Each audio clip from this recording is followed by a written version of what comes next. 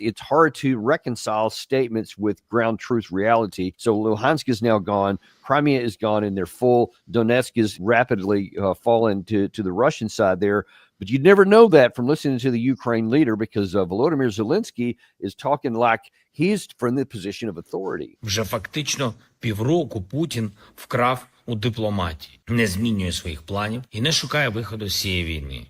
Навпаки, вони готуються до нових операцій, в тому числі на території європейських країн. Росіяни шукають, де вийде. When you talk about Luhansk and Donetsk, where it started, if there had been any kind of an agreement on the Minsk agreements or any kind of action to accept them, Luhansk and Donetsk to this day would still even nominally be part of Ukraine and governed from Kiev. And if we had taken the deal that was offered in April 2022, those two would be gone, but then that would be it. And all these other ones that I just told you were fighting were going on would not have even come under fire. All that would have been over. Talk about somebody that rejected diplomacy. Seems kind of odd that he's talking about Putin now as though Ukraine is in the lead and they're just offering a free hand to Russia. How do you interpret his comments there? You're right. And it's important to reiterate, Danny, the history. And you just repeated a key point that needs to be said again and again. How did we get here in the first place? Russia's been making that case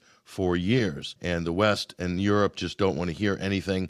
To them, the world, this conflict began on February 25th, 2022, and there's no discussion about anything that preceded that. More than Maidan, what's important was what happened after Maidan. People talk about NATO expansion. People talk about the U.S.-backed coup with Victoria Nuland and the U.S. Embassy and Jeffrey Pyatt, the false flag, Ivan Kashakovsky, the great Ukrainian-Canadian scholar, in his recent book and his peer-reviewed publications that show without a shadow of a doubt there was a false flag in Maidan in February of 2014. So the whole narrative falls apart when you see the facts. But more important than all that is the fact that there was an international accord with multiple countries, with 2 NATO members and European countries as guarantors, the Minsk Accords, which was then codified into a UN Security Resolution 2202. And this is a unanimous decision by the UN Security Council. Everybody was supposedly on board with this, and Russia set up the Minsk Contact Group. And in fact,